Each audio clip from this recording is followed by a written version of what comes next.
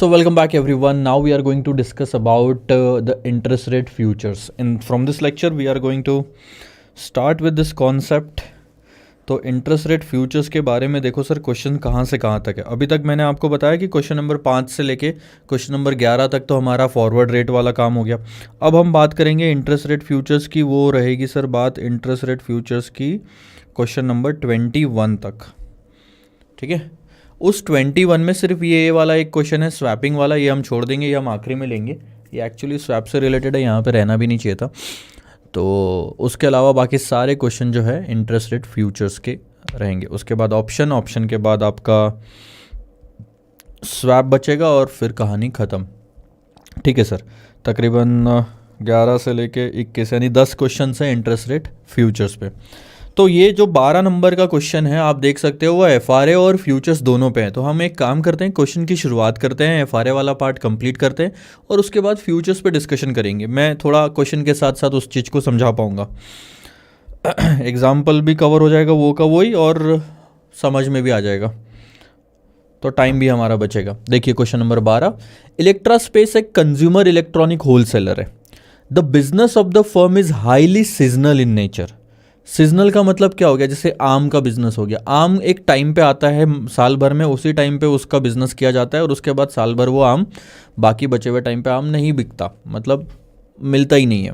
तो वैसे ही सीजनल है, ठीक है। अब इस कंपनी के साथ क्या होता है मैं आपको बताता हूँ कि साल के 6 महीने बहुत बिजनेस करते हैं और बहुत कैश जनरेट होता है, तो बहुत कैश पड़ा होता है हमारे पास में। लेकिन बाकी के 6 महीने इतना बिजनेस डाउन होता है कि हमें कैश बोरो करना पड़ता है मार्केट से, लोन लेना पड़ता है हमें 6 महीने के लिए। देखो, a firm has a huge cash deposit specially near Christmas, यानी जो बाद के 6 महीने हैं ना, जुलाई से लेके मान लो क्रिसमस या दिसंबर तक के, तो तब बहुत बढ़िया बिजनेस चलता है। लेकिन पहले के 6 महीने में स्लैक सीजन होता है and other 6 months firm faces a cash crunch leading to borrowing of money to cover up its exposure for running the business. धंधा चलाना है आगे भी तो हमें बोरो करना ही पड़ेगा पहले 6 महीनों के लिए। अभी कौन सा पीरियड चल रहा है सर, अभी चल रहा है हमारा बढ़िया वाला पीरियड और आने वाले टाइम में अपना स्लैक सीजन आएगा। It is expected that the firm shall borrow a sum of 50 million. कब बोरो करती है, जब ऑफ सीजन चलता है, for the entire period of slack season. अब ध्यान देना, हम बोरो करेंगे 50 मिलियन यूरोज, और यूरो मतलब ये यूरोप जो कंटिनेंट है वहाँ पे ये करेंसी यूज़ होती है।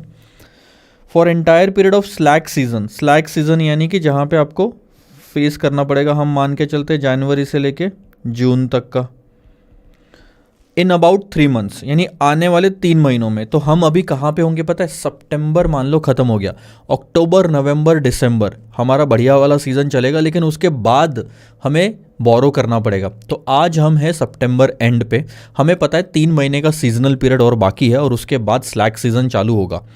अब हम 3 महीने बाद जब लोन लेने जाएंगे तो हो सकता है मार्केट में रेट बढ़ चुके हो।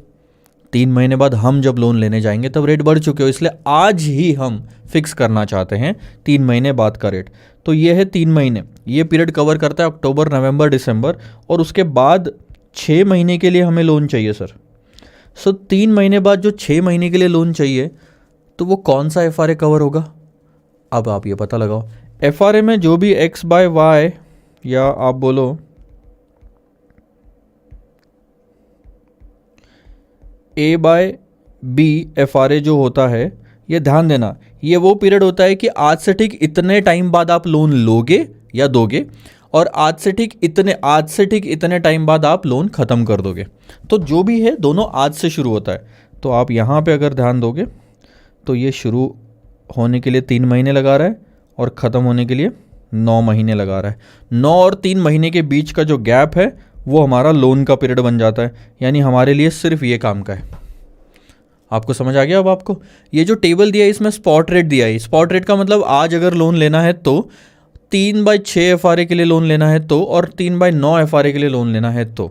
सो ये जो सेकंड वाला दिख रहा है आपको, ये 3 महीने बाद का है, लेकिन सिर्फ 3 महीने के लिए लोन लेना होगा तो, यानी कि आपका लोन पीरियड अगर यहाँ ख़त्म हो जाता ना, ब्लू वाली लाइन जहाँ पे है, तो ये फिर ये वाला अप्लीकेबल होता 3/6, लेकिन हमारा तो यहाँ ख़त्म हो रहा है तो वो 3/9 FRA। एक तो ये समझ आ गया। इसके बाद अभी अभी मैंने आपको बताया कि ये होता है बैंक का बिड रेट और ये होता है बैंक का आस्क रेट। बिड मतलब बैंक इस पे लोन लेती है, बाय करती है और इस पे लोन बेचती है। तो हमें लोन चाहिए, बैंक लोन देगी, तो बैंक का लोन देने वाला रेट ये है। ये ध्यान रखना, ये जो रेट्स होते हैं हमेशा बैंक के एंगल से होते हैं, हमारे एंगल से नहीं। बहुत बच्चे यही करते हैं, हमको बाय करना है तो हमारा रेट ले लिया, बिड रेट ले लिया। बिड बैंक के एंगल से होता है।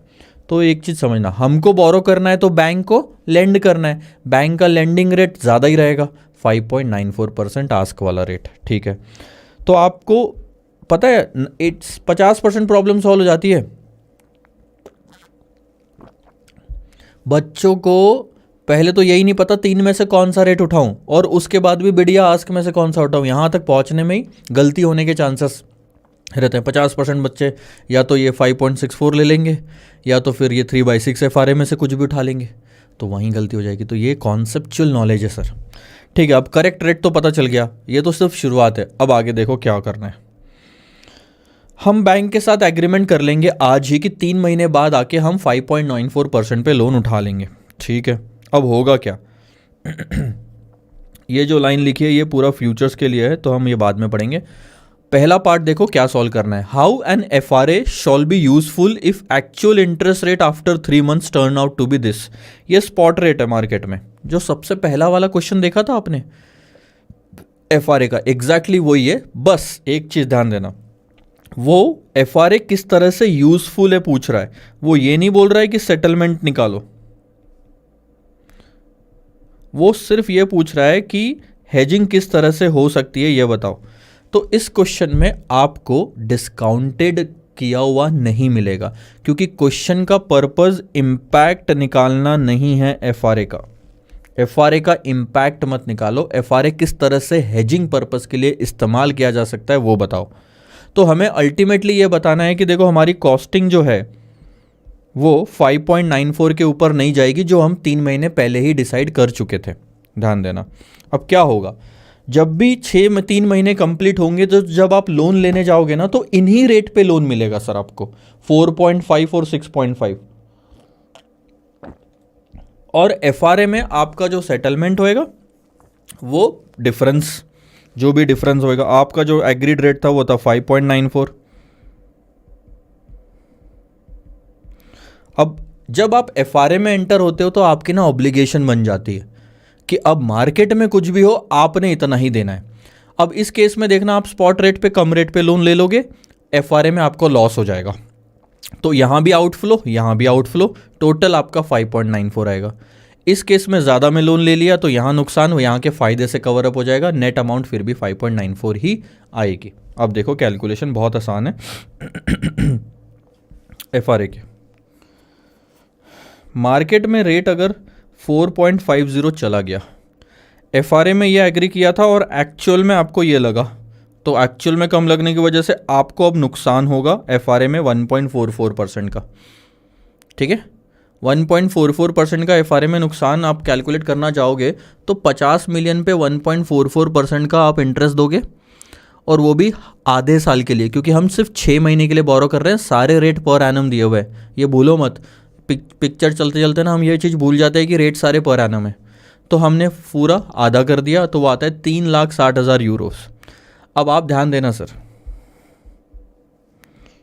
ये वो 3 महीने थे और ये वो 6 महीने थे।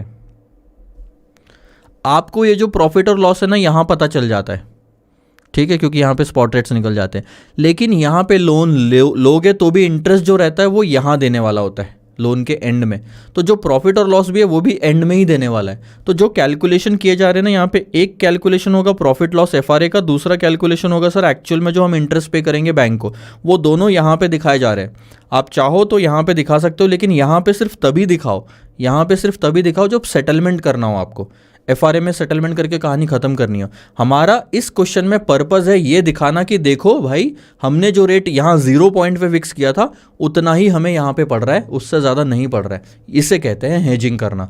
हेजिंग करने का मतलब है हमने रेट फिक्स कर लिया, अब मार्केट में रेट ऊपर जाए नीचे जाए कोई फर्क नहीं पड़ता। तो देखो क्या हुआ, 1.44% से जो आधे साल का कैलकुलेशन आया वो था 3,60,000 यूरोस। तो ये आ गया 3,60,000 यूरोस जो आपका कैश आउटफ्लो है 9 महीने के एंड में। इसके अलावा लोन लिया आपने मार्केट से, लोन तो लिया ही ना 50 मिलियन का 4.5% पे। तो देखो 50 मिलियन का 4.5% पे लिया, लेकिन 6 महीने के लिए लिया, तो वो आ गया आउटफ्लो कितना 11,25 का। तो ये भी तो यूरो 11,25,000 है, ये भी तो आपके 9 महीने के एंड में जाएंगे। और आप इनकी टोटल कर लो, जब आप टोटल करोगे तो वो आएगी 14,85,000। ये 14,85,000 को 50 मिलियन पे कैलकुलेट करके 6 महीने का 12 महीने में कन्वर्ट करोगे तो वापस रेट वही आएगा 5.94%, क्योंकि सब घुमा फिरा के वही है। तो अल्टीमेटली हम क्या प्रूव करना चाहते हैं कि देखो एफआरए की वजह से हमारा क्या रेट फिक्स हो गया है 5.94 इन बोथ द केसेस, यहाँ पे भी यहाँ पे भी। हम यही दिखाना चाहते हैं। पहले वाले क्वेश्चन में आपको एफआरए को ही देखना था कि इसमें फ़ायदा नुकसान कितना हो रहा है, तो उसी को सेटल करा, इसलिए डिस्काउंटिंग करा था। यहाँ पे इसलिए डिस्काउंटिंग नहीं करा क्योंकि पर्पज़ नहीं है वो चीज़ का। दूसरे केस में अगर मार्केट में ज़्यादा पे करना पड़ गया तो आपको एफआरए में गेन हो जाएगा। तो अब आप क्या हो रहा है, ये कैश इनफ्लो हो रही है 9 महीने बाद एफआरए में, और ये कैश आउटफ्लो हो रही है। स्पॉट मार्केट में लोन पे इंटरेस्ट ज़्यादा दे रहे हो, लेकिन एफआरए में आपको ज़्यादा मिल जा रहा है, उतना डिफरेंस अल्टीमेटली पड़ इतना ही रहा है। तो ऐसे होता है सर एफआरए का ट्रांजैक्शन। ये एफआरए का सेटलमेंट होएगा और ये होगा इंटरेस्ट का, और दोनों को टोटल करना है तो दोनों को सेम टाइम पे दिखाना पड़ेगा। ऐसा नहीं कि इसको डिस्काउंटिंग कर लो, इसको डिस्काउंटिंग कर लोगे ये तो आ जाएगा यहाँ पे, तो इसको इसके साथ ऐड लेस नहीं कर सकते ना। इंटरेस्ट तो 6 महीने बाद ही देना है 9 महीने के एंड में। तो हमारा पर्पज़ हो गया सॉल्व। यहाँ तक कहानी आपको समझ आई। अब दूसरी कहानी आती है, ध्यान देना, how 3 months future contract shawl be useful. पहले वो बोला एफआरए किस तरह से यूजफुल है ये बताओ, अब वो बोल रहा है इंटरेस्ट रेट फ्यूचर्स किस तरह से यूजफुल है ये बताओ। तो इसमें भी हमको यही दिखाना है कि जो हम रेट एग्री कर रहे हैं इंटरेस्ट रेट फ्यूचर्स में वही हमको नेट में पड़ेगा for company if interest rate turns out as mentioned in part A above. अब तीसरे जो फ्यूचर्स वाला पार्ट है उसमें भी आपको स्पॉट रेट यही लेने हैं 4.5% और 6.5%। अब फ्यूचर कॉन्ट्रैक्ट की कुछ डिटेल दी है यहाँ पे, वो देखना। 3 महीने का $50,000 का फ्यूचर कॉन्ट्रैक्ट अवेलेबल है, maturing in a period of 3 months, is quoted at 94.15 5.85%। तो अब आपको मैं ये सब चीज़ें समझाऊंगा कि क्या होता है। अब बात आती है सर सारी की सारी इंटरेस्ट रेट फ्यूचर्स को समझने की।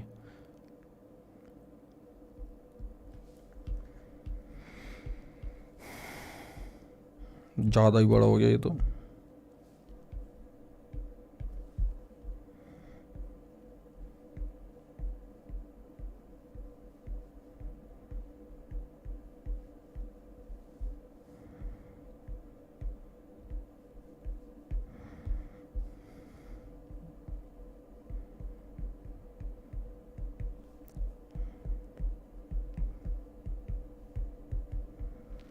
ठीक है, वापस आ जाए मुद्दे पे।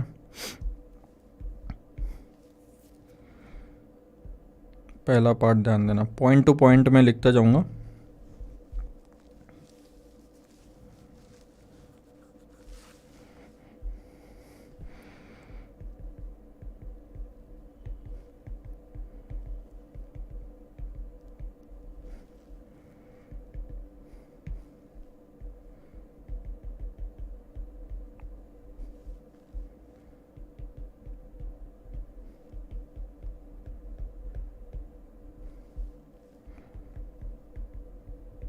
सबसे पहली चीज़ और डिफरेंस समझो फॉरवर्ड के कंपैरिजन में, ये एक्सचेंज ट्रेडेड होता है। फॉरवर्ड रेट एग्रीमेंट में एक नुकसान है डिफ़ॉल्ट का। बैंक के साथ जो आप एग्रीमेंट करते हो और जब आपको नुकसान होता है तो हो सकता है आप डिफ़ॉल्ट कर दो, और इनफैक्ट बैंक के साथ नहीं करा किसी और पार्टी के साथ करा तो सामने वाली पार्टी डिफ़ॉल्ट कर देगी जब आपका फ़ायदा होने वाला रहेगा, क्योंकि उसका नुकसान है। तो ऐसे में फ्यूचर्स में डील करना ज़्यादा फ़ायदेमंद है, क्योंकि ये एक्सचेंज ट्रेडेड है और यहाँ मार्जिन देना पड़ता है। बिना मार्जिन के काम नहीं चलता। ठीक है, अब एक चीज़ यहाँ से समझ आ जानी चाहिए कि अगर ये एक्सचेंज ट्रेडेड है तो सब कुछ एक्सचेंज फिक्स करता है और यहाँ लिमिटेड ऑप्शंस अवेलेबल होते हैं। ऐसा ओपन नहीं है कि दो लोग मिलकर कुछ भी डिसाइड कर ले, कस्टमाइजेशन कम होता है।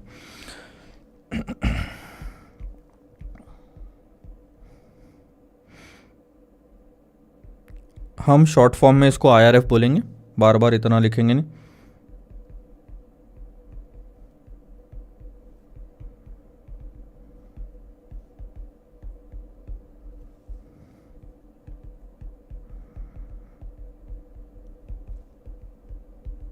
ध्यान देना, पढ़ो।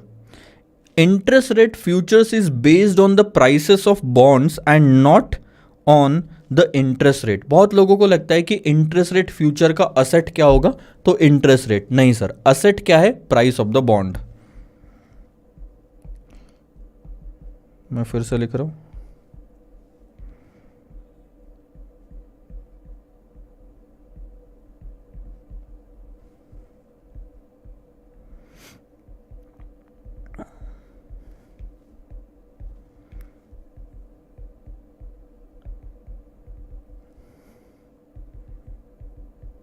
बॉन्ड्स प्राइस या interest rate, sir bonds price not an interest rate. ठीक है, एक चीज़ बहुत क्लियर रख लो, नाम में इंटरेस्ट रेट होने की वजह से इसका मतलब ये नहीं कि इंटरेस्ट रेट पे डिपेंड करता है। IRF is exactly opposite to the interest rate. इसकी प्राइसेस डिपेंड करती है बॉन्ड्स के प्राइसेस पे। FRA में तो क्या एक परसेंटेज होता है सर, देखो हर चीज़ की एक प्राइस होती है। हम जब फ्यूचर्स देखते थे इक्विटी का, स्टॉक का, तो उसकी ना एक प्राइस होती थी। ठीक है, यहाँ इंटरेस्ट रेट कोई प्राइस थोड़ी होता है, वो तो परसेंटेज होता है। तो अगर इसकी प्राइस पता करनी है तो वो हो गई बॉन्ड की प्राइस। अब एक चीज़ आपको थोड़ा समझना पड़ेगा, यहाँ से थोड़ा उल्टे कैलकुलेशन चालू होंगे। 3 इंटरेस्ट रेट्स यानी कि जो आप यील्ड कहते हैं is inversely related to bonds price. Am I right? थोड़ा इसको मैं नीचे ले लेता हूँ।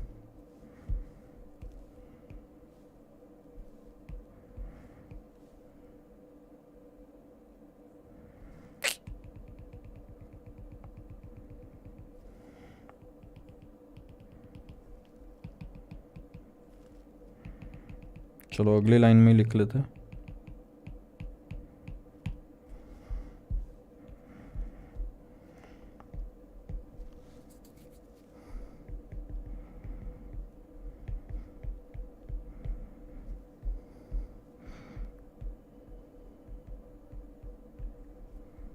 बॉन्ड की जो प्राइस होती है उससे इन्वर्सली रिलेटेड होता है।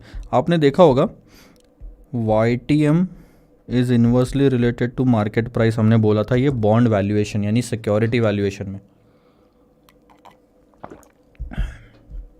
बस ये क्या है सर, इंटरेस्ट रेट,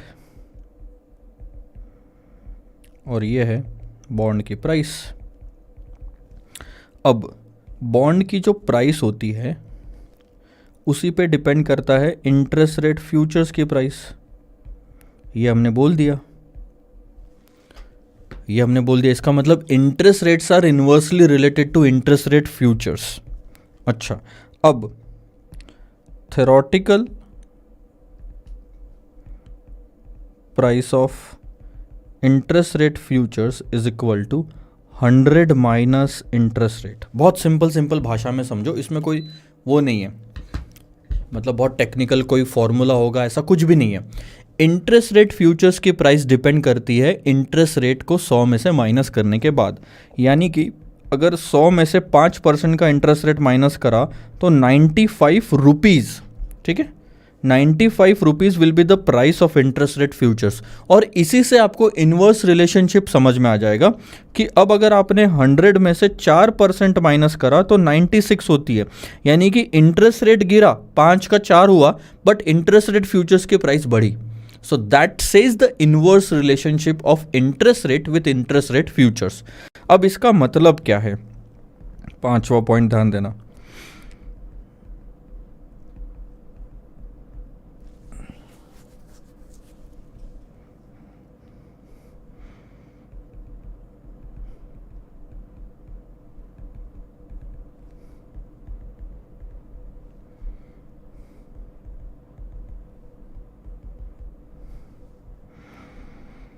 अब सबसे पहले मैं ले लेता हूँ कि मान लो बंदा है बोरोवर, लोन लेने वाला।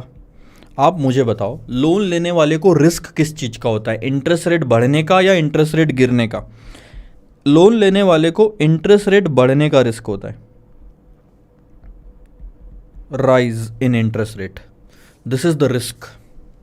ओके, ये इंटरेस्ट रेट रिस्क आ गया। So what is the risk to the borrower? That the interest rate will rise in the coming time. और अगर इंटरेस्ट रेट बढ़ने वाले हैं तो इसका मतलब इंटरेस्ट रेट फ्यूचर्स या बॉन्ड की प्राइसेस गिरने वाली है। और जब हम इंटरेस्ट रेट फ्यूचर खरीदने बेचने की बात करते हैं और वो अगर गिरने वाला है तो क्या एक्शन लोगे? क्या एक्शन लोगे? इस प्राइस पे वो है आज 95 पे, कल जाके वो 92 भी हो सकता है गिरा तो 95 पे बेचना पसंद करोगे या खरीदना? हायर प्राइस है सर, हायर प्राइस पे हम बेचेंगे और मेचोरिटी पे इसको बायबैक कर लेंगे ताकि हमें फायदा हो। So this is what the action that you have to take, exactly opposite. अगर आपको डर है कि इंटरेस्ट रेट बढ़ने वाले हैं, इसका मतलब इंटरेस्ट रेट फ्यूचर्स गिरने वाले हैं, इसलिए अच्छा है कि आप हायर प्राइस पे इंटरेस्ट रेट फ्यूचर्स को बेच दो। वही चीज होती है एग्जैक्टली अपोजिट इन्वेस्टर के लिए। इन्वेस्टर को क्या डर होता है कि इंटरेस्ट रेट गिरेंगे फ्लोटिंग रेट में, सो उसको डर होता है फॉलिंग इंटरेस्ट रेट। और अगर इंटरेस्ट रेट गिरने वाले उसको ऐसा लगता है तो इसका मतलब इंटरेस्ट रेट फ्यूचर्स की प्राइस बढ़ने वाली है। कम प्राइस पे आज वो क्या एक्शन लेना चाहेगा? खरीदेगा, सिंपल सी बात है।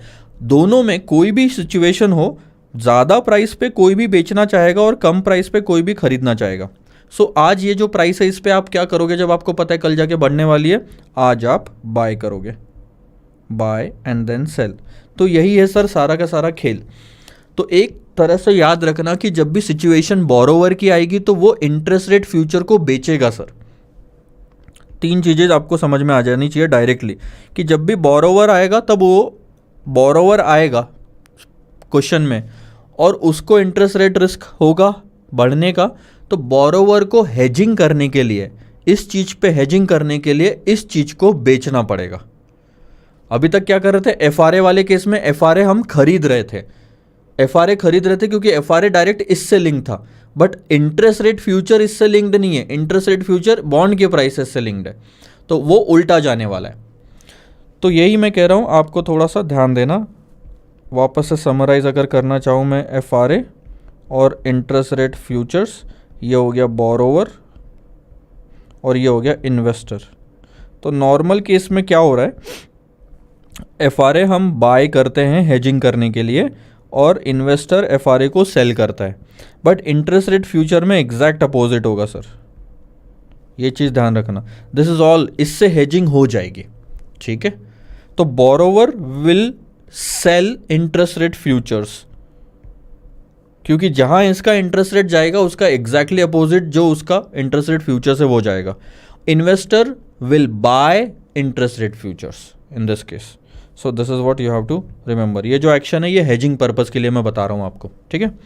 आगे देखेंगे। अब आप एक और पॉइंट नोट कर लो कि इंटरेस्ट रेट फ्यूचर्स क्योंकि एक्सचेंज पे ट्रेडेड होता है तो इसकी ना एक स्टैंडर्ड लॉट साइज होती है, स्टैंडर्ड लॉट साइज होती है, वो होती है 2000 फ्यूचर्स की। अब कई बार क्वेश्चन में 2000 यूज़ किया हुआ है और वो क्वेश्चन में दिया नहीं था, आंसर में लिखा है। बच्चों ने बोलना शुरू कर दिया कि सर ये 2000 आया कहाँ से, पता ही नहीं ना। स्टैंडर्ड लॉट साइज है, वेबसाइट पे मिल जाएगा, एनएससी के वेबसाइट पे इंटरेस्ट रेट फ्यूचर्स में जाओगे आपको वहाँ पे मिल जाएगा कि ये स्टैंडर्ड लॉट साइज हो गई, ठीक है।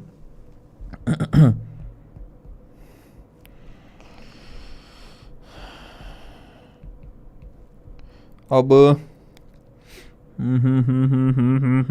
और क्या कर सकते हैं, number of contract to hedge.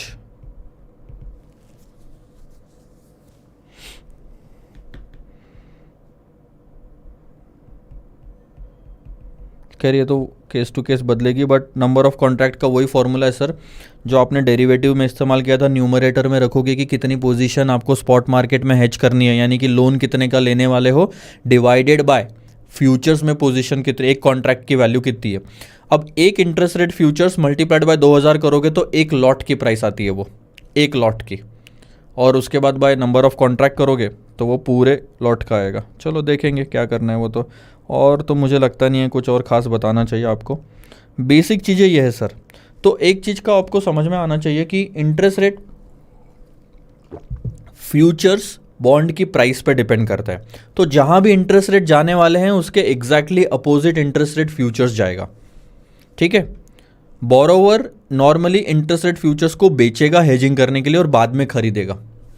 ठीक है, इस क्वेश्चन में क्या हुआ है थोड़ा ध्यान देना। इस क्वेश्चन में भी हम 6 महीने में, 3 महीने बाद 6 महीने का 6 महीने में बोरो करना चाहते हैं। हमें डर है कि जब हम बोरो करने जाएंगे 3 महीने बाद तो इंटरेस्ट रेट बढ़ जाएगा। तो अब इंटरेस्ट रेट फ्यूचर्स के साथ हेजिंग करनी है, कैसे करोगे? उसको आज बेच के। बहुत सिंपल सी बात है कि आज अगर 5% रेट है और 95 रुपीज़ IRF का प्राइस है, आपको डर है इसके बढ़ने का, लेट से वो 7% हो गया, तो इंटरेस्ट रेट फ्यूचर्स तो गिर जाएगा ना, वो हो जाएगा 93। तो बताओ आपका इसको बेच के फ़ायदा नहीं हुआ? पहले आपने बेचा 95 पे बेचा, तो अब 93 पे खरीद रहे हो, 2 का फ़ायदा हो रहा है। बस यही चीज़ आपको यहाँ पे दी है, ध्यान देना। 3 महीने का 50,000 यूरोज़ का कॉन्ट्रैक्ट है। Future contract maturing in a period of 3 month is quoted at this price. अब आपको समझ में आया? ध्यान देना। 100 में से 5.85 माइनस करोगे तो 94.15 आता है, यानी कि 94.15 पे आप फ्यूचर्स को बेचोगे क्योंकि आप बोरोवर हो इस क्वेश्चन में, और आपको डर है कि ये रेट बढ़ने वाला है, इसका मतलब इसकी प्राइसेस गिरने वाली है। तो अगर ये 94.15 गिरने वाला है तो इसे बेच के मैं पैसा कमाऊँ ना। अब एक और चीज़, अब मैं इस क्वेश्चन की बात कर रहा हूँ। 3 महीने का ये पीरियड है और उसके बाद 6 महीने के लिए हमें लोन चाहिए। अब आपको जो लोन चाहिए ना वो 50 मिलियन का चाहिए 6 महीने में, 6 महीने के लिए, ये क्वेश्चन में लिखा है। ठीक है, और आप जब, ये तो स्पॉट मार्केट में जो आप बोरो करने वाले हो, अब जब मैं IRF की बात करूँ तो इस चीज़ को मुझे हेजिंग करना है क्योंकि यहाँ पे मेरे को ज़्यादा इंटरेस्ट रेट लग सकता है ऐसा लग रहा है, तो इसकी मैं इंटरेस्ट रेट फ्यूचर की मदद से हेजिंग करना चाहता हूँ। तो आज इंटरेस्ट रेट फ्यूचर्स में क्या करूँगा? सबसे पहले तो आपका ये क्लियर हो गया कि आपको बेचना है, तो कितने का? लेकिन क्वेश्चन दूसरा आता है, क्या 50 मिलियन के लिए 50 मिलियन का फ्यूचर्स बेच दूँ? चलेगा? चल जाता था, पर प्रॉब्लम है एक यहाँ पे। ये जो आप लोन लेने वाले हो ये 6 महीने के लिए लेने वाले हो, और जो फ्यूचर्स में आप पोजीशन ले रहे हो वो सिर्फ 3 महीने का है। सर देखना, लोन पीरियड 6 महीने का है, ये 3 महीने का है। तो प्रॉब्लम क्या जाएगी आपको? प्रॉब्लम सिर्फ इतनी सी जाएगी, ध्यान देना, कि अगर यहाँ 2% का नुकसान हुआ तो वो कैलकुलेट होके आएगा 10 लाख का, और इसी पे अगर आप 2% कैलकुलेट करोगे, ठीक है, ये लॉस ले लो, ठीक है, और 2% कैलकुलेट करोगे। अच्छा, पहले तो पर एनम है कि ये सब कैलकुलेट कर लेते पहले तो, चलो ठीक है। मान लो कि 2% आपका पर एनम है और आपने तो 6 महीने के लिए लिया था, तो 1/2 यानी कि 1%, वो हो गया 5 लाख का लॉस। और वही यहाँ पे आपको अगर फ़ायदा हुआ तो यहाँ पे तो वो 3 महीने के लिए ही होगा ना, क्योंकि 3 महीने के लिए ही फ्यूचर्स लिया था। तो 2% तो साल का रेट है, 3 महीने के लिए कितना हुआ? 0.5 होएगा सर 2.5 लाख का प्रॉफिट। तो अभी भी आपका 2.5 लाख का लॉस बना रहेगा। तो ये हेजिंग कहाँ से हुई सर? नहीं हुई ना। यहाँ का हेजिंग का मतलब क्या हो गया कि यहाँ अगर लॉस होने वाला है तो यहाँ प्रॉफिट हो जाए, मेरा नेट ऑफ हो जाए, और यहाँ प्रॉफिट यहाँ के लॉस से, यहाँ का लॉस यहाँ के प्रॉफिट से, या यहाँ का प्रॉफिट यहाँ के लॉस से, नेट ऑफ होके 0 आना चाहिए। आ रहा है क्या? नहीं आ रहा है। रीज़न बताऊँ क्यों? सिर्फ एक ही चीज़, ये 6 महीने के लिए 50 मिलियन था और आपने सिर्फ 3 महीने के लिए 50 मिलियन लिया इंटरेस्ट रेट फ्यूचर्स में। अब ये तो 3 महीने का ही कॉन्ट्रैक्ट है, इसे तो नहीं छेड़ सकते, लेकिन यहाँ पोजीशन तो हम ज़्यादा ले सकते हैं। अगर टाइम कम हुआ है तो पोजीशन बढ़ा दो। कैसे कैलकुलेट करोगे? 6 महीने डिवाइडेड बाय 3 महीना, डबल कर दो इस पोजीशन को। देखो, अगर आप इस पोजीशन को डबल कर देते हो तो ये 100 मिलियन हो जाते हैं। 100 मिलियन पे 0.5 अगर आप कैलकुलेट करोगे तो वो एग्जैक्टली आपका आएगा 5 लाख। हो गया ना 0, क्योंकि 3 महीना था, आधा ही टाइम था। बस एग्जैक्टली यही चीज़ यहाँ पे आंसर में किया गया है। कितने कॉन्ट्रैक्ट्स आपको बोरो करने की ज़रूरत है? ध्यान देना, 50 मिलियन की पोजीशन सिर्फ 50 मिलियन की पोजीशन सर हम नहीं ले सकते फ्यूचर्स में, इसलिए हमने इसको 6/3 से मल्टीप्लाई किया। तो 50 इंटू 6/3 जो आ रहा है ये 100 मिलियन आ रहा है। इतनी पोजीशन फ्यूचर्स में लेनी पड़ेगी और एक कॉन्ट्रैक्ट की वैल्यू 50,000 यूरो क्वेश्चन में दिया हुआ है। तो 100 मिलियन डिवाइडेड बाय 50,000 यूरो, तो आपको 2,000 कॉन्ट्रैक्ट बेचने की जरूरत है। ये तो क्लियर हो गया, फ्यूचर्स कॉन्ट्रैक्ट 100 मिलियन के। The final outcome in the given two scenario shall be as follows. अब तो बहुत आसान है सर, ध्यान देना। अगर मार्केट में रेट 4.5 चला जाता है, ठीक है, आपने सबसे पहले शॉर्ट करा 94.15 पे, ये आपको क्वेश्चन में दिया हुआ है फ्यूचर्स, ठीक है, ध्यान देना। आपने 94.15 पे बेच दिया था फ्यूचर्स, और अगर इंटरेस्ट रेट 4.5% चला जाता है यहाँ पे, तो फ्यूचर्स की प्राइस क्या होगी? एग्जैक्टली 100 में से माइनस कर दो 4.5 को, क्योंकि डायरेक्ट दी होती कुछ और तो वो लेते, अदरवाइज थेरोटिकल तरीके से चलेंगे, तो वो हो जाएगी 95.50। अब यहाँ हम बाय कर लेंगे, लॉन्ग कर लेंगे, तो यहाँ हो जाएगा हमें नुकसान 94.15, वो होगा 1.35 का। अब 1.35 रुपीज़ बोलो या परसेंट बोलो, बात सेम ही आएगी, क्योंकि यहाँ पे 5.85 था, माइनस 4.5% करोगे तो 1.35% का आपको होएगा लॉस। क्यों लॉस हुआ फ्यूचर्स में ये भी बताता हूँ, क्योंकि आपको लग रहा था इंटरेस्ट रेट बढ़ने वाले हैं और इसलिए इंटरेस्ट रेट फ्यूचर गिरने वाला है, तो आपने शॉर्ट ले लिया। लेकिन इंस्टेड हुआ क्या, इंटरेस्ट रेट जो है वो गिर गए, बढ़े नहीं, वो गिर गए, तो फ्यूचर्स बढ़ गया, तो आपको हो गया नुकसान 1.35% का। ध्यान देना, 1.35% का 100 मिलियन पे कैलकुलेट करोगे आप, क्योंकि फ्यूचर्स में आपने 100 मिलियन की पोजीशन ली थी, लेकिन सिर्फ 3 महीने के लिए कैलकुलेट करोगे वो, ठीक है।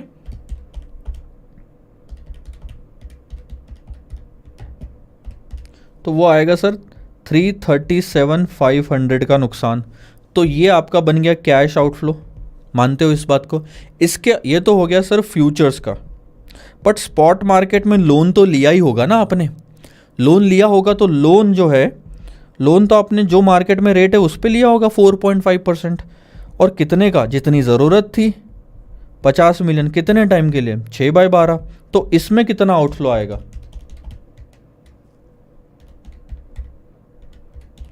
11,25,000 आउटफ्लो, यानी टोटल आउटफ्लो मेरा कितना आया? 11,25 आउटफ्लो है, 337,500 भी आउटफ्लो है, टोटल आउटफ्लो हुआ 14,62,500 का। अब अगर आप नोटिस करो, इतना आपका खर्चा लगा है टोटल मिला के, किस पे? 50 मिलियन की आपकी मेन जो बोरोविंग थी उस पे, और ये सारा 6 महीने के लिए है, 6 महीने की बोरोविंग है ना, तो आप इसको 12/6 इंटू 100 कर दो, देखो कितना आता है, वो आता है 5.85%। एग्जैक्टली उतना ही रेट जितना आपने इंटरेस्ट रेट फ्यूचर बेचते समय डिसाइड करा था, इससे ज़्यादा पड़ेगा ही नहीं आपको। दूसरे केस में क्या हो जाएगा, जब 6.5 चला जाएगा यहाँ पे रेट, तो यहाँ आपको गेन आ जाएगा लॉस के बजाय, यहाँ ज़रूर गेन आ जाएगा, लेकिन यहाँ 6.5 देना पड़ जाएगा। इन दोनों की फिर से टोटल करोगे नेट करके तो 14,62,500 ही आएगी। अब देखो प्रेजेंटेशन, ये समझो बात को, ये सेल किया था 94 पे, बाय किया आपने 95.50 पे। कैसे निकाला 95.50? सर जो भी इन मार्केट में रेट चल रहा है उसको 100 में से माइनस कर दिया, तो ये आपका लॉस आ गया, बिना ब्रैकेट के दिया है तो लॉस है। ये तो कैश पेमेंट आपको 337,500 का करना पड़ेगा, फिर जो एग्जैक्टली लोन लिया उसका भी तो पेमेंट करोगे, तो ये 14,62,500 हो गया। यहाँ पे आपको ये गेन हो गया, बट यहाँ ज़्यादा पे करना पड़ गया 16,25,000, उसमें से 1,62,500 का गेन माइनस कर दो, फिर से उतना ही कॉस्ट आपको 5.85 पड़ रही है। बताना क्या था हमें कि देख लो भाई, इंटरेस्ट रेट फ्यूचर्स लेके भी हम इतना इंश्योर कर चुके हैं कि 5.85% से ज़्यादा हमको पेमेंट करना ही नहीं पड़ेगा, ये हमने स्टार्टिंग में डिसाइड कर लिया था। So in both the cases, FRA हो या फ्यूचर्स हो, FRA हो या फ्यूचर्स हो, हम रेट को फिक्स कर लेते हैं और उतना ही हमारा कॉस्ट होता है। बुरी बात ये होती है कि हमारा फ़ायदा भी मार्केट में अगर होता रहा ना, तो भी हमें फ़ायदे वाली सिचुएशन का एक्स्ट्रा फ़ायदा मिलता नहीं है। मतलब हमें वहाँ पे फ्यूचर्स में और फॉरवर्ड में दोनों में लॉस भरना पड़ जाता है।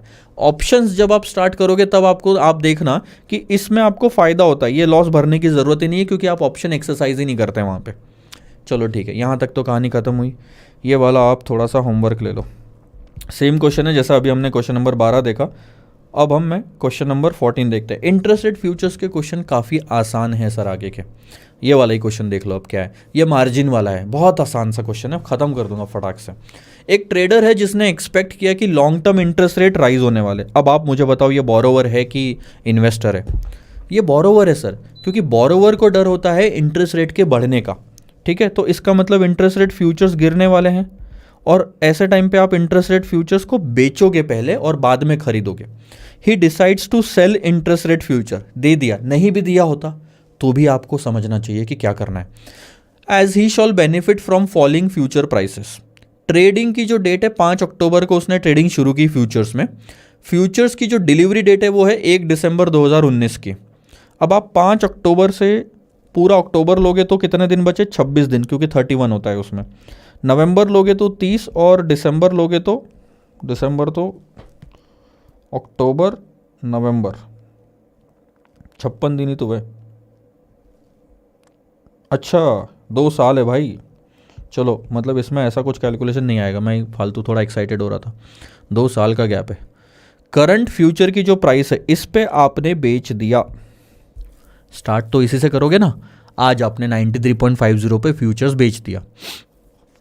फ्यूचर्स की जो यील्ड है वो है 7.36%। लॉट का साइज जो है वो है 2000।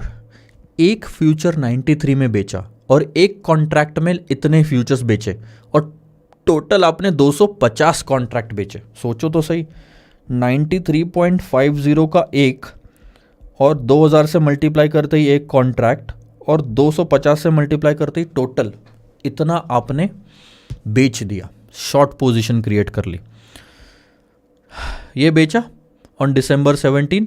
10 साल के futures contract on NSE on 5 October 2017 was 93.5। ये तो ऑलरेडी दिया हुआ है, कोई ज़रूरत नहीं थी वापस देने की।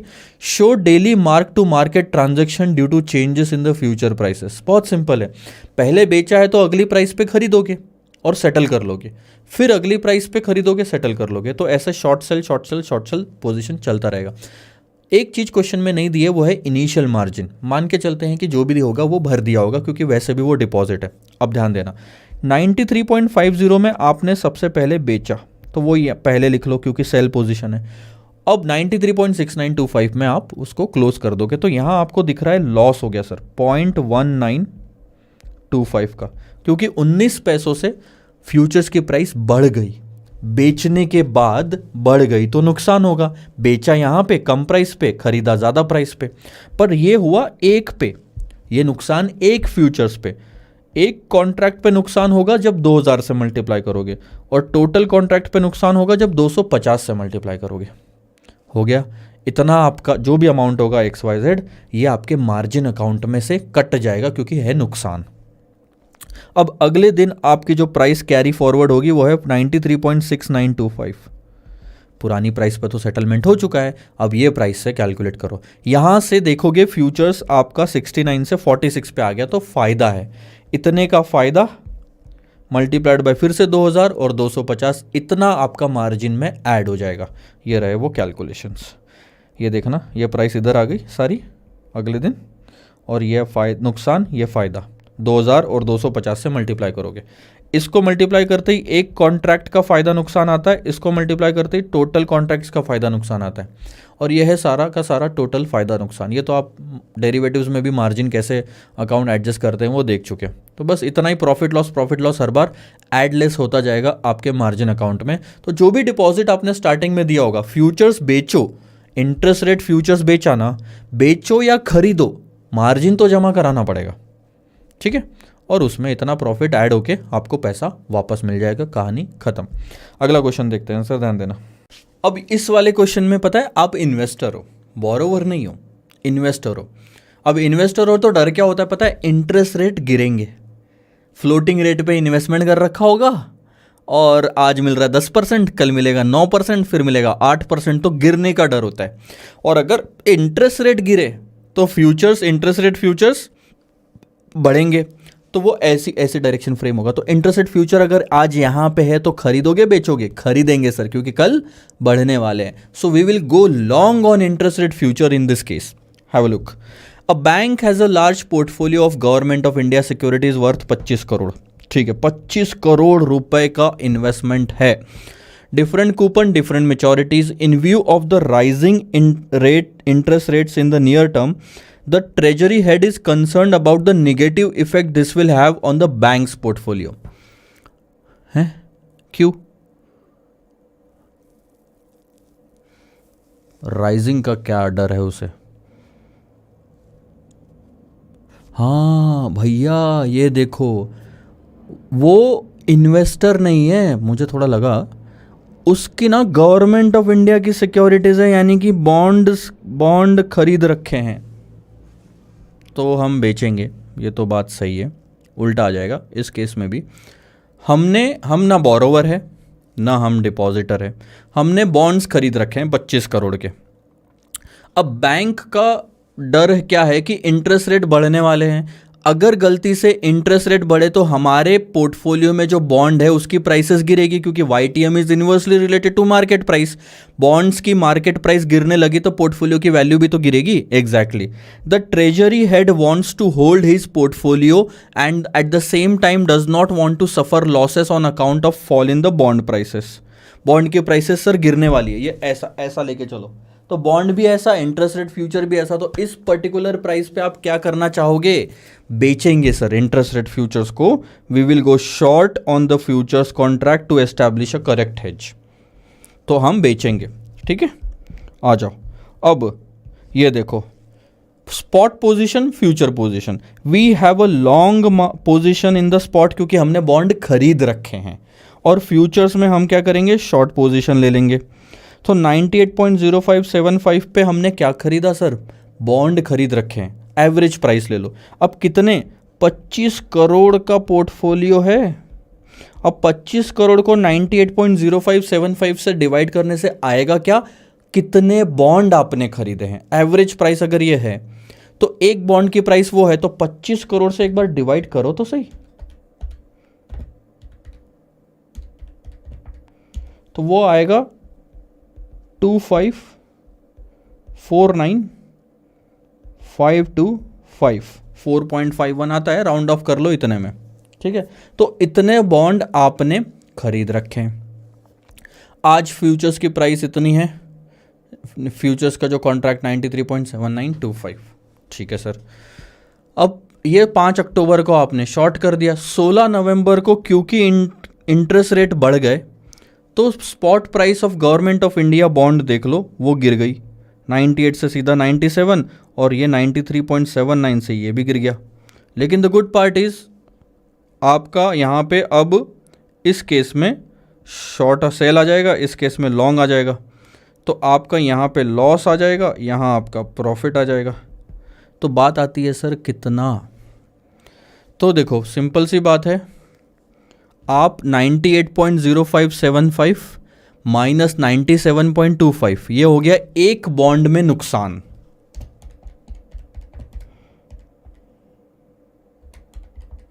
वो आता है 0.8075, तो टोटल बॉन्ड में कितना होगा वो निकल जाएगा। मल्टीप्लाई जैसे ही करोगे 2549,525, कुछ 20,58,741, ये रहा 691। अब यहीं से समझा देता हूँ, ध्यान देना। ये बॉन्ड्स है, लॉन्ग पोजीशन है, ये प्राइस थी 25 करोड़ था, तो इतने बॉन्ड्स आपने खरीद रखे थे। आई बात समझ में? अब यहाँ पे देख लो जब हेजिंग करने की बारी आई थी फ्यूचर्स की, तो आपने कितने कॉन्ट्रैक्ट लिए थे। यहाँ पे आपको कुछ चीज़ें समझनी बहुत ज़्यादा ज़रूरी है, ध्यान देना। सेम टाइम पीरियड है दोनों का, बॉन्ड का और फ्यूचर्स का। तो हम क्या करेंगे, नंबर ऑफ कॉन्ट्रैक्ट जो हमने इस पॉइंट पे फ्यूचर्स के बेचे, कैसे निकालोगे?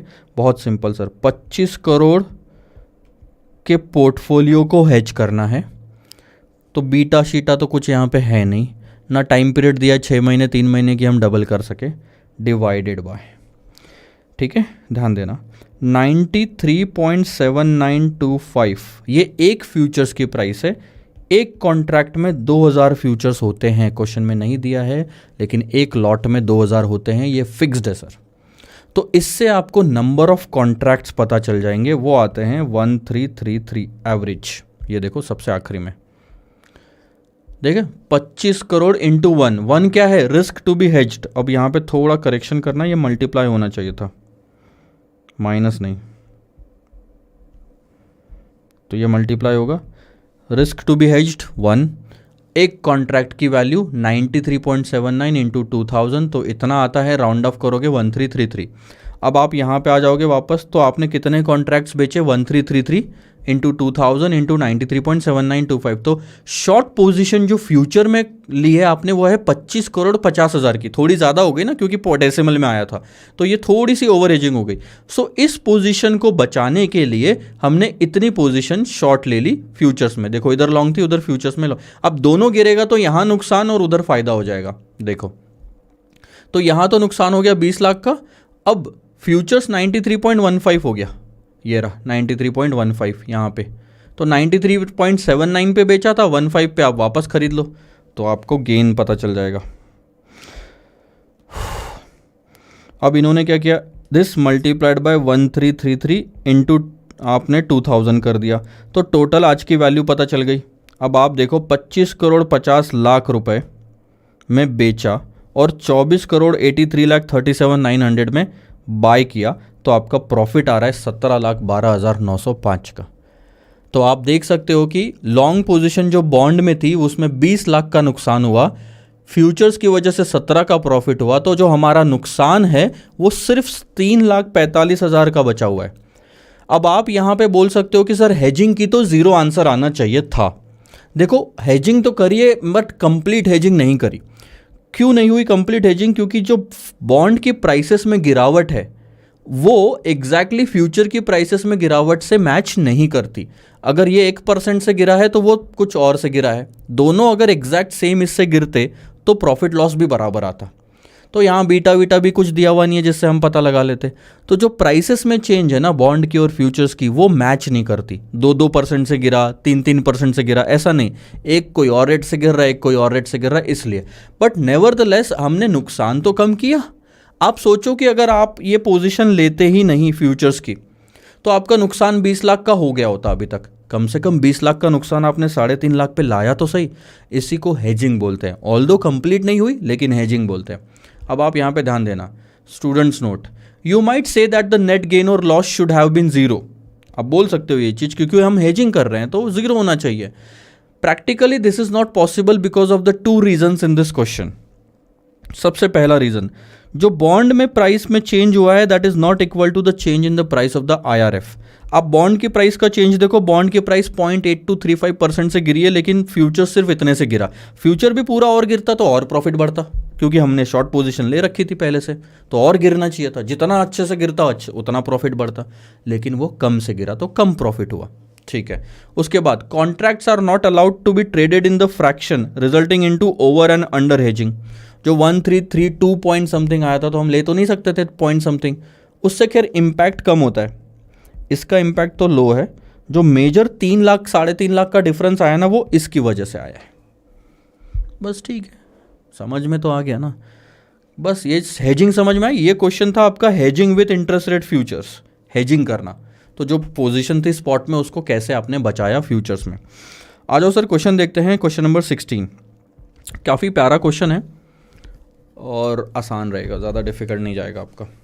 अतुल को चाहिए होम लोन, यानी कि वो कौन है सर, बोरोवर, और उसे चाहिए, ले नहीं लिया उसने, आने वाले टाइम में वो लेने वाला है। तो डर क्या होगा कि जब वो होम लोन लेने जाएगा तब इंटरेस्ट रेट बढ़ जाएंगे, इंटरेस्ट रेट बढ़ गए तो फ्यूचर्स गिरेंगे, तो फ्यूचर्स हमें आज बेचना ज़रूरी है। Again same position on floating rate of interest, और उसे हेजिंग करनी है उसका इंटरेस्ट रेट रिस्क जो है। बहुत समझदार है अतुल, उसको पता है कि वो 2 महीने बाद फ्लोटिंग रेट पे लोन लेगा, लेकिन फ्लोटिंग रेट उसको लगता है कि बढ़ जाएंगे और ये रिस्क जो इंटरेस्ट रेट का है उसे वो हेज करना है। If bank increases the floating rate, ध्यान देना, अगर बैंक ने फ्लोटिंग रेट बढ़ा दिए तो उसकी जो कैश आउटफ्लो है वो बढ़ जाएगी, क्योंकि अतुल मंथली ईएमआई जो दे रहा है ना वो बढ़ जाएगी। फ्लोटिंग रेट बढ़ गए, इंटरेस्ट रेट बढ़ गए तो ईएमआई बढ़ जाएगी। Therefore to manage his interest rate risk he may enter into IRF contract. बहुत सिंपल भाषा में बताता हूँ, वो शॉर्ट करेगा, वो बेचेगा, क्योंकि उसको डर है इंटरेस्ट रेट का बढ़ने का। इंटरेस्ट रेट बढ़े तो फ्यूचर्स गिरेगा, और गिरने वाली चीज़ को बेचना पुराता है, यानी बेनिफिशियल है। द बैंक जो रेट चार्ज कर रही है ना, उसको जो लोन दे रही है वो है बीपीएलआर, बेंचमार्क प्राइम लेंडिंग रेट। मैं फुल फॉर्म लिख देता हूँ, जैसे लाइबॉर माइबॉर होता है वैसे prime lending rate.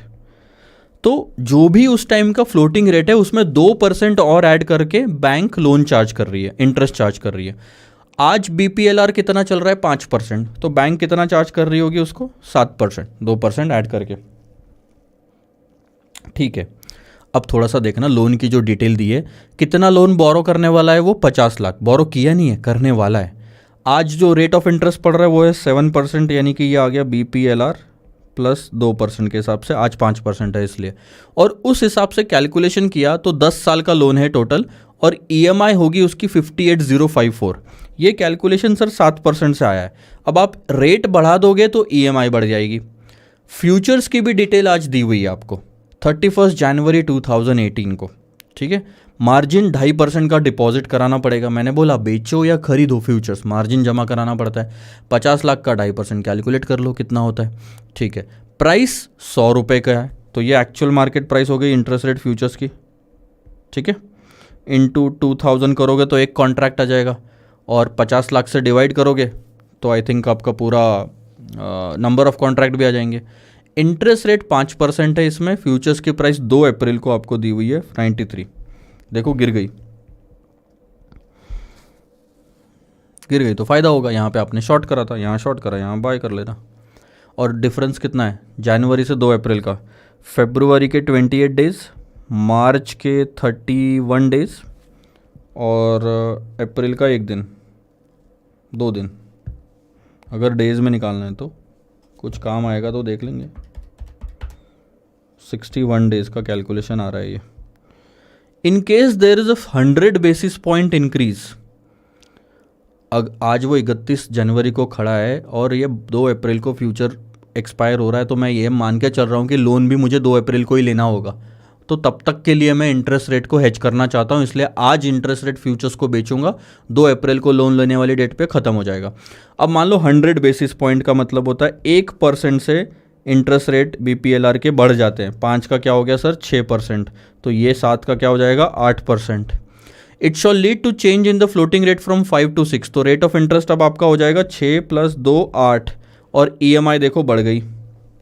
How can Atul hedge his above interest rate risk? Short term cost of borrowing is 8%। In case आपको लोन वगैरह लेना पड़ता है, बोरो करना पड़ता है पैसा आज, तो 8% पे आप बोरो कर सकते हो। वो तो लोन है, ये तो आपका दूसरा वाला होम लोन है जो आपको 7% पे पड़ रहा है, लेकिन दूसरी चीज़ों के लिए लोन लेना है तो 8% पड़ेगा। ठीक है, अब ध्यान देना, आज थोड़ा टाइमलाइन में रखेंगे ना तो ईजी जाएगा हमें। यह है 31 जनवरी, यह है 2 अप्रैल, इनके बीच जो गैप है वो है 61 डेज़ का।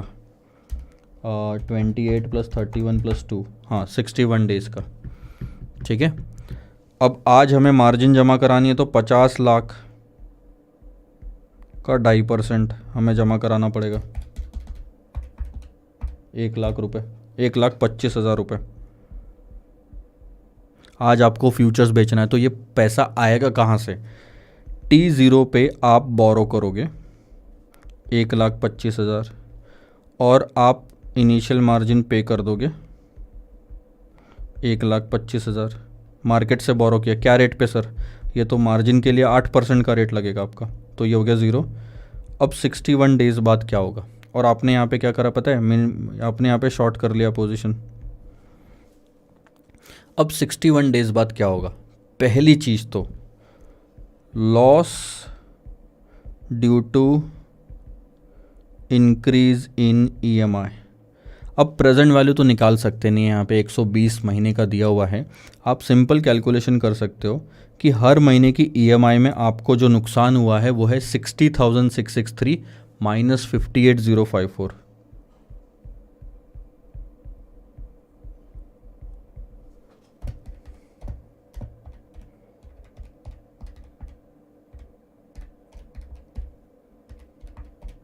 तो आपको टोटल नुकसान हुआ 3,13,080 का।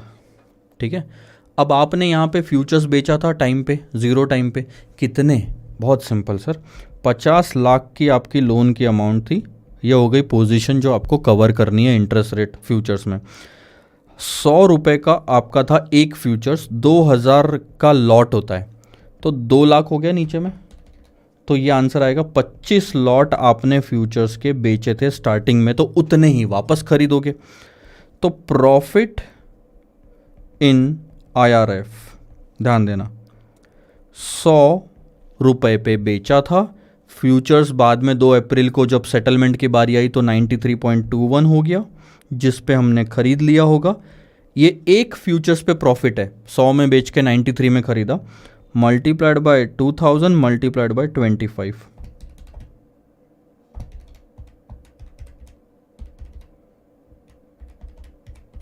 तो यहाँ फ़ायदा हुआ 339,500 का।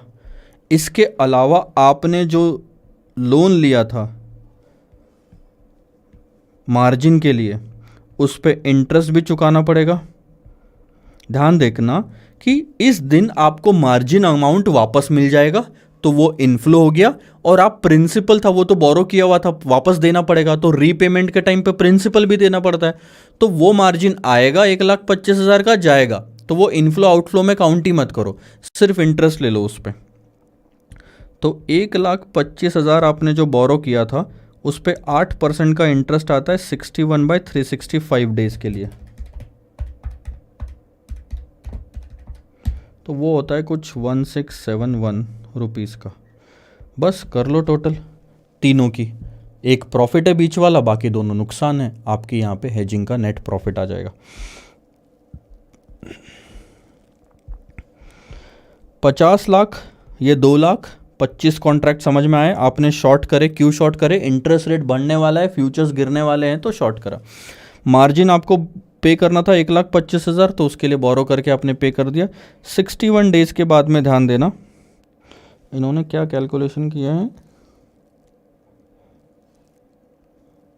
इन्होंने 2 महीना लिया है सीधा सीधा 1667, वैसे 61 डेज लेना चाहिए था, मार्च और अप्रैल, फरवरी और मार्च सिर्फ इतना लिया, चलो कोई बात नहीं। तो देखो ये है पहले की EMI, ये अभी की EMI, 120 से सीधा मल्टीप्लाई कर दिया, टाइम वैल्यू ऑफ मनी का कंसिडरेशन नहीं है, तो ये लॉस आ गया। और इस पे बेचा था फ्यूचर्स, इस पे खरीदा, 25 कॉन्ट्रैक्ट थे, तो ये प्रॉफिट, ये और ये net loss. This way we have reduce the risk of a loss. Had there been no hedging, अगर हम हेजिंग करते ही नहीं तो ये और ये होता ही नहीं, तो हमें नुकसान होता 3,13,000 का, अब कम से कम प्रॉफिट तो है 24,573 का, सो लॉस इतना होता। बस सिंपल सा तो क्वेश्चन था, वापस वही पोजीशन, यहाँ पे लॉन्ग है, यहाँ पे शॉर्ट है, तो बस बताओ क्या हुआ हेजिंग में। क्वेश्चन नंबर 17, ये हम थोड़ा सा पोस्टपोन करते हैं, ये एक्चुअली स्वैपिंग से रिलेटेड है, तो ये हम आखिरी वाले कॉन्सेप्ट में लेंगे। अब आते हैं सर क्वेश्चन नंबर 18 पे। अरे ये तो और भी आसान है भाई, ये तो मतलब बता रहा हूँ, या आप भी कर लोगे, थोड़ा सा दिमाग लगेगा बट कर लोगे यार। चलो देखते हैं क्वेश्चन नंबर 18। अच्छा, ये जो क्वेश्चन है ना आपका, ये क्वेश्चन थोड़ा एक और कॉन्सेप्ट को समझने के बाद करते हैं, क्योंकि वो कॉन्सेप्ट इसमें यूज़ होगा, तो हम थोड़ा सा ज्ञान और ले लेते हैं ना, अच्छा रहेगा। तो देखो अब मैं बात करता हूँ वापस से इंटरेस्ट रेट की। 2 लोग हैं, बोरोवर और ये इन्वेस्टर बोलो, डिपॉजिटर बोलो, जैसे भी आपकी मर्ज़ी है। इसको रिस्क होता है, हाँ, इंटरेस्ट रेट के बढ़ने का, ठीक है। इसको रिस्क होता है इंटरेस्ट रेट के गिरने का, और इस वजह से ध्यान देना, इस वजह से IRF जो है वो एग्जैक्टली अपोजिट रिएक्ट करता है। तो IRF गिरने वाला है, इस केस में बढ़ने वाला है। अब जो भी चीज़ है सर, दोनों सिचुएशन में बढ़ी हुई प्राइस पे ही हम बेचेंगे। तो हमने पोजीशन जो लेनी बनती है वो है यहाँ पे सेल, यहाँ पे बाय, यहाँ पे बाय, यहाँ पे सेल। तो आज जो पोजीशन लेंगे वो क्या होगी सर, हम यहाँ पे शॉर्ट करते हैं IRF। अब यहाँ से थोड़ा देखना, हम यहाँ पे शॉर्ट करते हैं IRF, थोड़ी जगह चाहिए थी।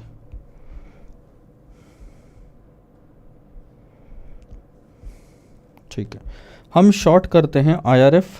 IRF is nothing but bond एक तरह से, क्योंकि बॉन्ड के प्राइस पे ही रहते हैं, यानी कि हम सेल करने का प्रॉमिस करते हैं।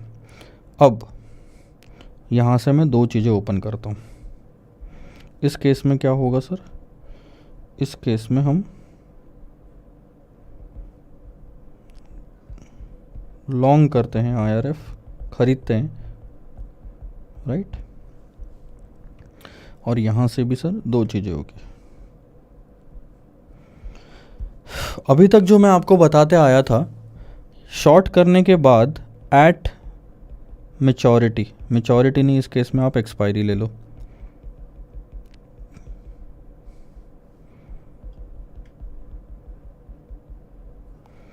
एट एक्सपायरी फ्यूचर्स होते क्या हैं सर, ये नॉर्मली होते हैं कैश में सेटल्ड, इसको बोलते हैं कैश सेटलमेंट, इसको बोलते हैं कैश सेटलमेंट, ठीक है। और वो कैसा होता था, हमने शॉर्ट लिया था तो शॉर्ट माइनस लॉन्ग करके कोई भी जो भी आपका गेन और लॉस आता था ये हम सेटल कर लेते थे, ठीक है। इस केस में भी सेम चीज़ होती थी, लॉन्ग था पहले, ठीक है, हम बाद में शॉर्ट कर देते हैं, तो जो भी गेन और लॉस आएगा वो हम सेटल कर लेते थे। तो मोस्टली कैश में सेटलमेंट होता था, बचा कुचा पैसा। But there is one more thing that is possible in interest rate futures, that is called as physical delivery, that is called as physical delivery. यानी कि आपने बोला था आप बॉन्ड बेचोगे, तो यहां पे आपको सेल करना पड़ेगा बॉन्ड जो आपने प्रॉमिस किया था, और यहां आपको बाय करना पड़ेगा बॉन्ड। कौन सी प्राइस पे बाय और सेल करोगे, जो प्राइस पे आपने यहां प्रॉमिस करा था सर।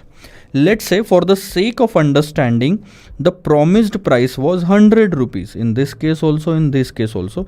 अब मैं एक केस बताता हूँ क्योंकि कन्फ्यूजन हो जाएगा, दोनों साथ साथ में यहाँ से लूँगा। तो अब आपने 100 रुपये में बेचने का प्रॉमिस किया था, तो अब आप यहाँ पे बॉन्ड बेचो।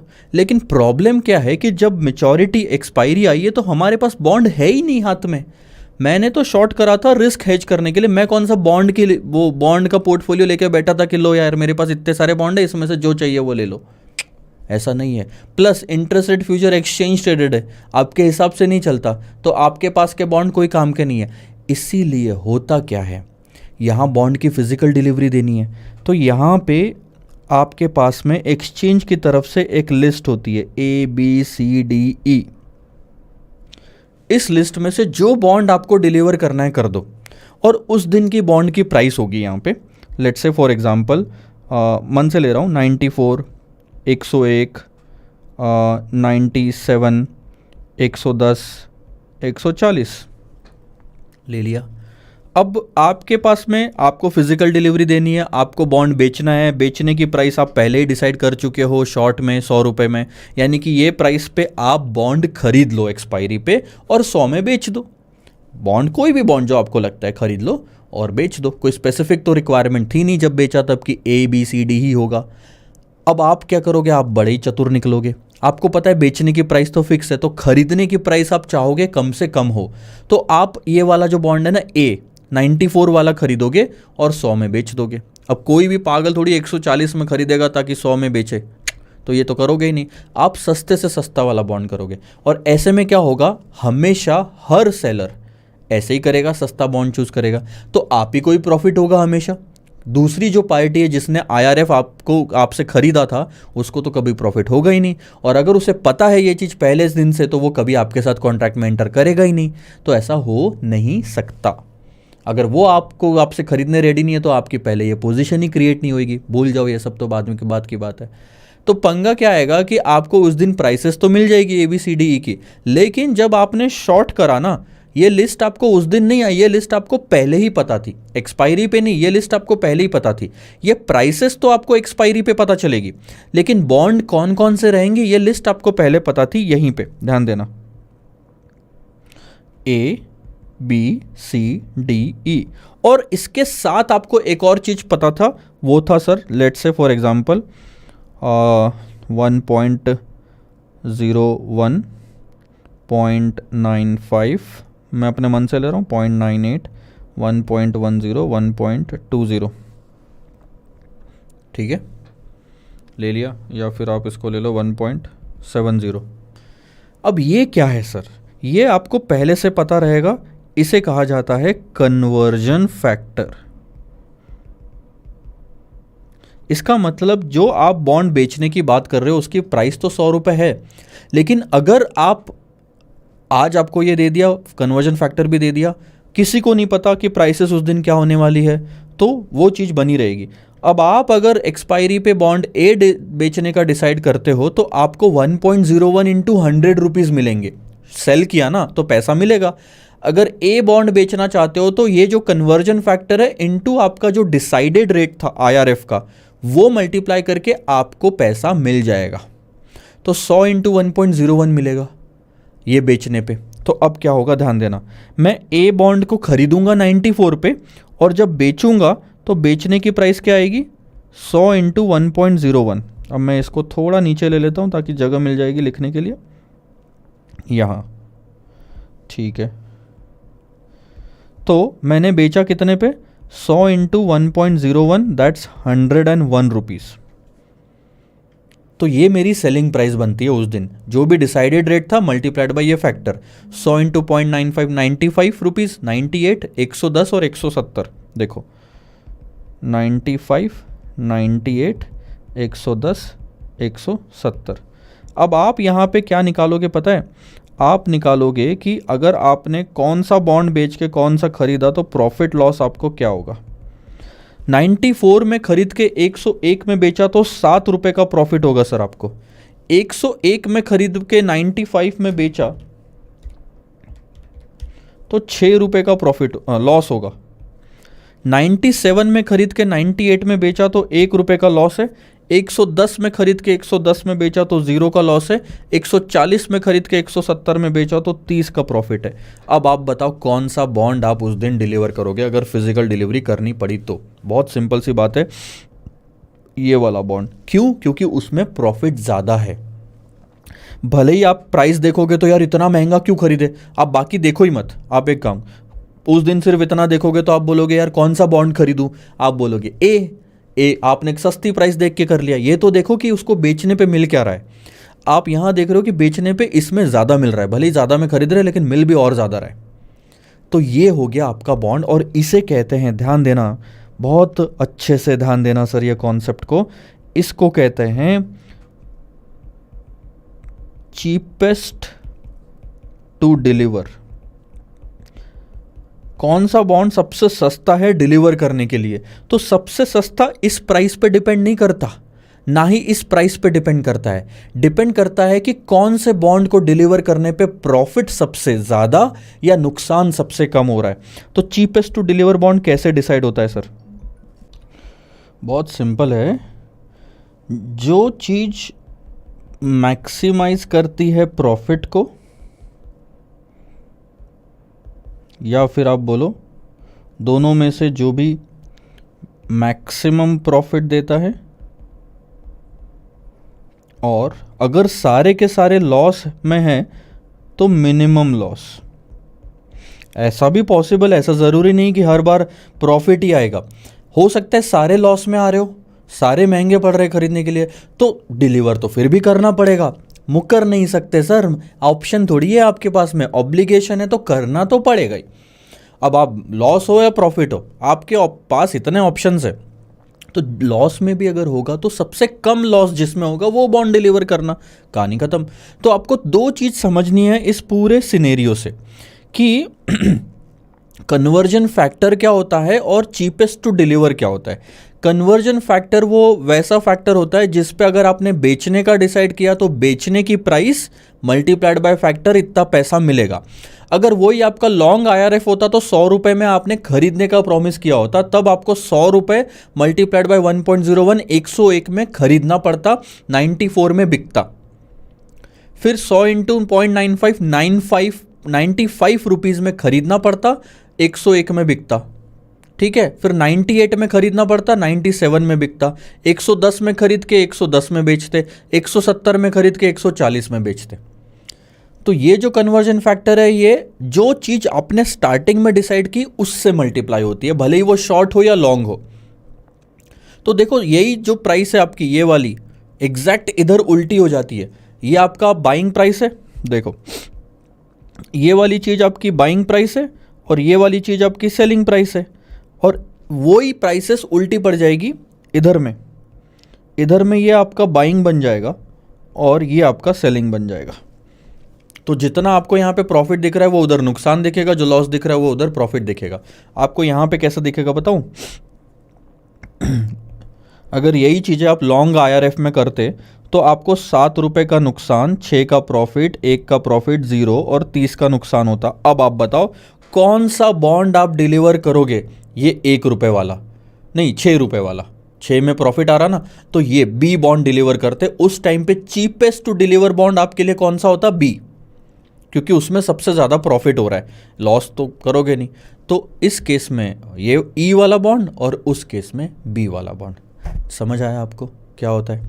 कन्वर्जन फैक्टर हमेशा मल्टीप्लाई होगा जो प्राइस आपने डिसाइड की उससे, और उस पर वही एक्शन होगा जो आपने प्रॉमिस किया, खरीदना है या बेचना है। और जो उस दिन की प्राइस है वो उस पर उल्टा ट्रांजैक्शन लोगे, पहले बेचा तो उस पर खरीदो, और पहले खरीदा तो इस पर फिर बेचो। ये है चीपेस्ट टू डिलीवर और कन्वर्जन फैक्टर जो आपको समझना है। अब आप आ जाओ क्वेश्चन में। 15 अक्टूबर को, ठीक है, थोड़ा सा क्वेश्चन फ्रेमिंग में प्रॉब्लम है बट मैनेज कर लेंगे। अक्टूबर 15 को अक्टूबर 15 2017 को खरीदा है 6.35%, यह coupon rate government of India 2020 का बॉन्ड, और उसकी प्राइस थी उस टाइम पे 97.2550। तो ये स्पॉट मार्केट की प्राइस हो गई ना। यहाँ पे कहीं पे भी नहीं लिखा कि फ्यूचर खरीदा बेचा, फॉरवर्ड खरीदा बेचा, बॉन्ड खरीदा, खरीद लिया सर। और उस टाइम पे कन्वर्जन फैक्टर चल रहा था 0.9815, यानी कि कोई भी इस बॉन्ड को फ्यूचर्स में डिलीवर करता है तो वो वाली प्राइस को 0.9815 से मल्टीप्लाई करना है। दिसंबर 17 का फ्यूचर्स चल रहा था 100 रुपये पे। अब देखो ये टाइम है, ये स्पॉट मार्केट है, ये फ्यूचर्स है। आज बॉन्ड की जो कीमत है वो सर है 97.2550, और फ्यूचर्स की कीमत पता है 100 रुपये मत लिखना। अब भले ही 100 दिया है, आप लिखोगे इस तरह से 100 इंटू 0.9815, सो 98.15 है उसकी एक्चुअल मार्केट प्राइस आज की। अब आपको बोरोविंग कॉस्ट भी दिया हुआ है 4.25%, ये पर एनम है। अगर कोई पैसा उधार लेना है थोड़े टाइम के लिए तो ये आ सकता है।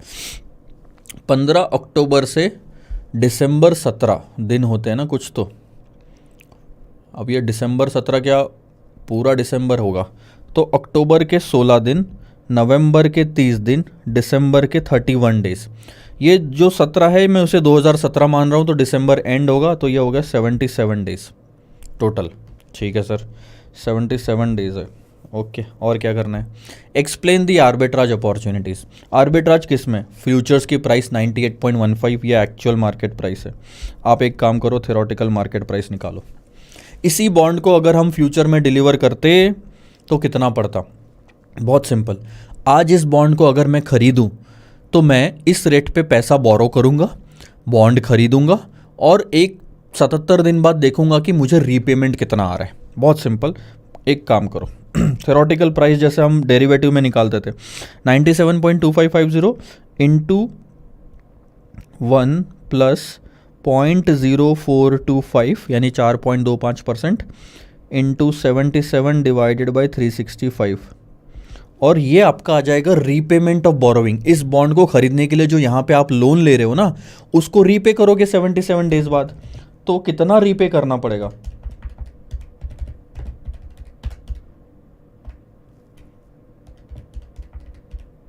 अब देखो, आपको यहां पे रीपेमेंट करना पड़ता है 98.127, ठीक है, 98.127 एग्जैक्ट सही बोल रहा हूँ, गलत बोल रहा हूँ? फिर से कैलकुलेट कर लेता हूँ ना एक बार।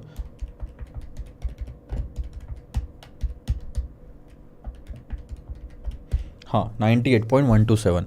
अब आप देखो, उस दिन बॉन्ड खरीदने के लिए स्पॉट मार्केट में आज बोरो करो और एक 77 दिन तक 77 डेज तक अपने पास रखो, तो इस दिन पे आपके पास बॉन्ड भी होगा और आपका आउटफ्लो इतना ही होगा।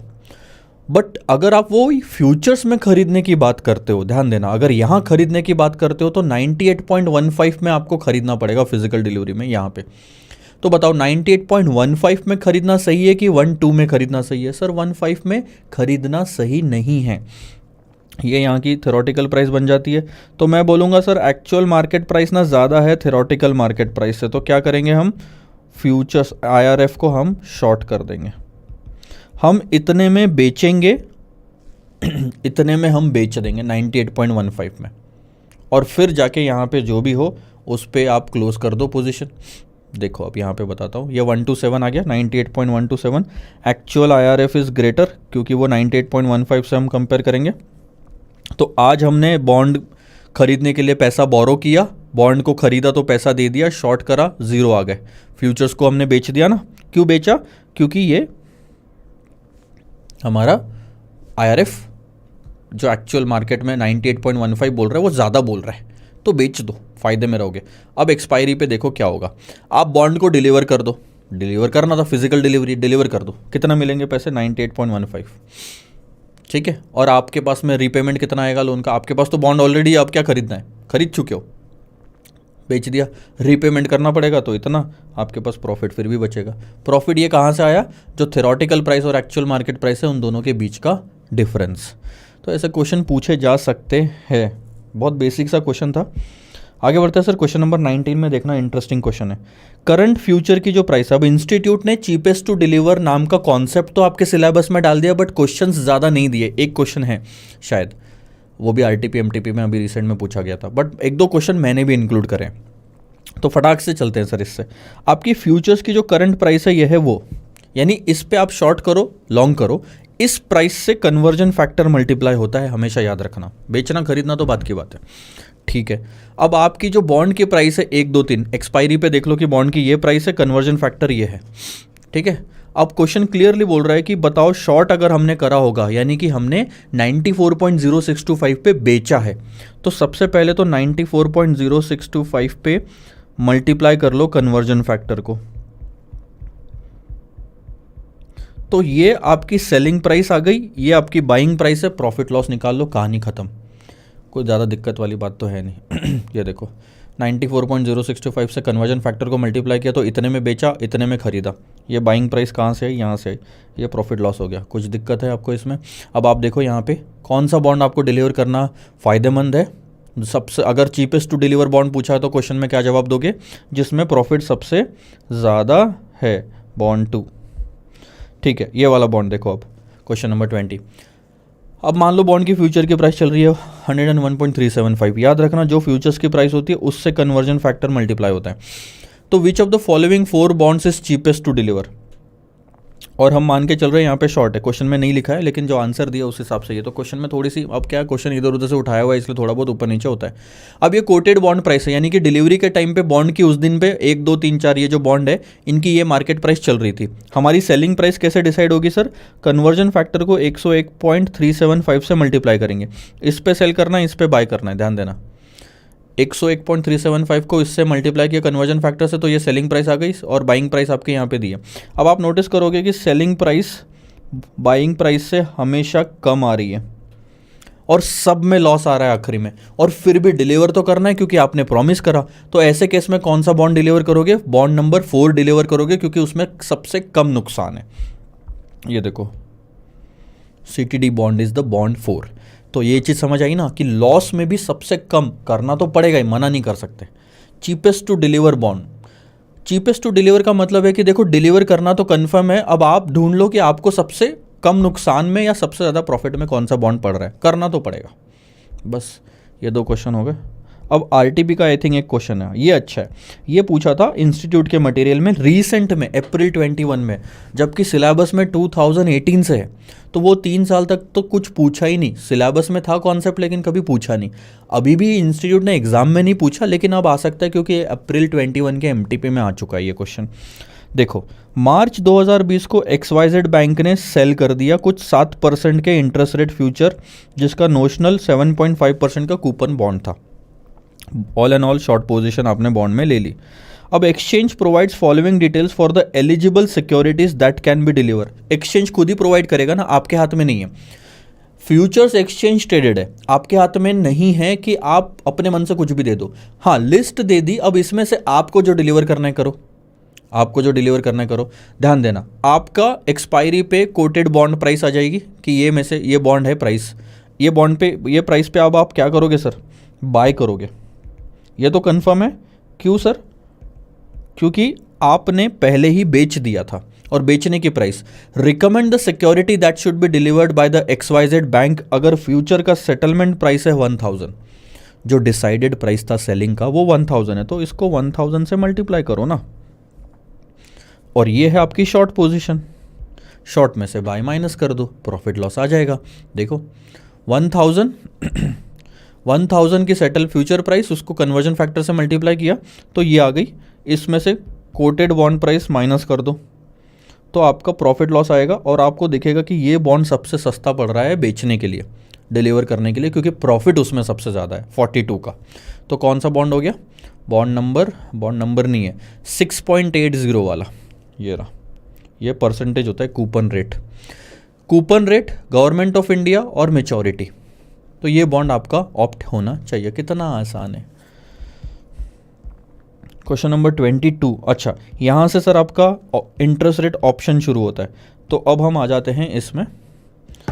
अब आप ध्यान देना, आपका इंटरेस्ट रेट फ्यूचर्स यहाँ पे कवर हो गया, यहाँ पे भी कवर हो गया। ये क्वेश्चन छोड़ा था, आर्बिट्राज भी देखा हमने इंटरेस्ट रेट फ्यूचर्स में, छोटा सा ही था। और ये चीपेस्ट टू डिलीवर के 2-3 क्वेश्चन देखे। ये वाला क्वेश्चन आप इंपॉर्टेंट मार्क कर लो, ये वाला, क्योंकि ये इंस्टीट्यूट ने पूछा हुआ है। बाकी 2 तो मैंने अपने इधर उधर की बुक से निकाल के डाला था, बट ये इंस्टीट्यूट का है तो वो उसको ज़्यादा तवज्जो देंगे हम। अब सिर्फ 2 कॉन्सेप्ट बचे हैं सर आपके इंटरेस्ट रेट रिस्क मैनेजमेंट के चैप्टर में। एक है इंटरेस्ट रेट ऑप्शन, जो कि चालू होगा क्वेश्चन नंबर 22 से 26 तक, यहाँ तक ज़्यादा नहीं है। 22, 23, 24, 25, 26 5 क्वेश्चन है, और आसान है कॉन्सेप्ट। इंटरेस्ट रेट ऑप्शन, और उसके बाद इंटरेस्ट रेट स्वैप्स पे कुछ 7 क्वेश्चन है। 1 2 3 4 5 6 7 8 9 है, 26 के बाद 34 तक तो 8 क्वेश्चन है ना। 1 2 3 4 1 2 3 4 तो क्वेश्चन ये हो गए। इसके बाद 5वां ये है आपका स्वैपिंग, और इसके बाद याद होगा तो डेरिवेटिव में भी यहाँ पे एक क्वेश्चन था, लास्ट वाला जो हमने छोड़ा था। तो 8 9 10 क्वेश्चन स्वैप के जो हमें कवर अप करने। ब्रेक लेते हैं सर, अगले वाले लेक्चर में हम आएंगे इंटरेस्ट रेट ऑप्शंस का डिस्कशन करने के लिए। वो पार्ट जल्दी हो जाएगा, स्वैपिंग में थोड़ा टाइम लगेगा, बट मज़ा आएगा। स्वैपिंग में तो और आसान है कैलकुलेशन, उसमें कोई फॉर्मूला ही नहीं है। सी यू सर।